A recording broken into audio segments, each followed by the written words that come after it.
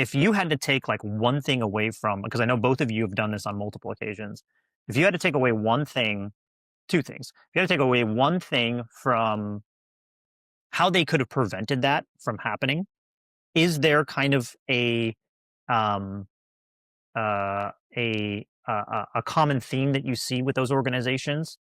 And then the second part of this question is, what's the first thing you do when you walk into a situation like that with a company just suffered a major breach and needed to bring you in to help? So first part is there a theme to these organizations that you're saying? The second part is, what's the first thing you do with those organizations? Yeah. So the theme, I like this, Dustin. This is a good one. The theme, right? Every single one of these but yeah. What's that? There might not be. I'm just no, there is. If you've seen one, there is. Yeah, I've got one too, but I bet Chris and I have the same answer. So go ahead. I don't know. We do have the same brain, Frank. I don't know. We'll see on this one. The theme that I see across all of these companies I walked into post breach, right, is that it's a split. The view of risk is split, right? No, that's the wrong way to say it. Risk focus is incorrect. I think it might be the right way to say this, right? In terms of, you've got a group of people that are all wearing 15 hats. How do you focus on the cybersecurity risk, right? Versus like a disaster recovery risk, right? That they don't have the people to focus on the risks that are involved with that, right? Which is kind of like coupled with process a little bit. It was like, how are they doing processes, right? That I think that's the biggest commonality I see, right? Is that these places you walk into, they don't have the staff, they don't have the experience. How can you expect them to focus on a risk that they don't have the experience to identify, right? That's a huge theme I see across all of it. The first thing I do anytime I walk into one of these places is actually nothing technical.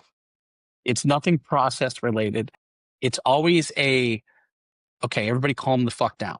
Everybody chill out, right? Like, because like, be clear, right? When we typically walk into an environment, right? The incident is over, right? It's done. It's, the bad guy is out. We've now gone into, okay, we have this huge issue. How do we remediate this going forward in terms of the program, right?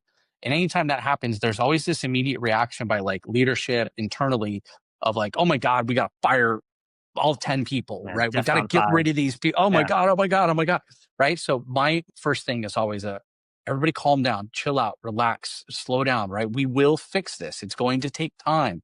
Knee-jerk reactions are the worst thing in the world right now, right? Anytime after a breach, you always hear about like, well, this is when the checkbook opens, which is very true, right? And the checkbook opens, it's not for a week, right? It's usually a couple of months, right? You've got some time there, right? You don't have to go do all these knee-jerk reactions right away, right? So that's always my first thing is like, all right, everybody calm down.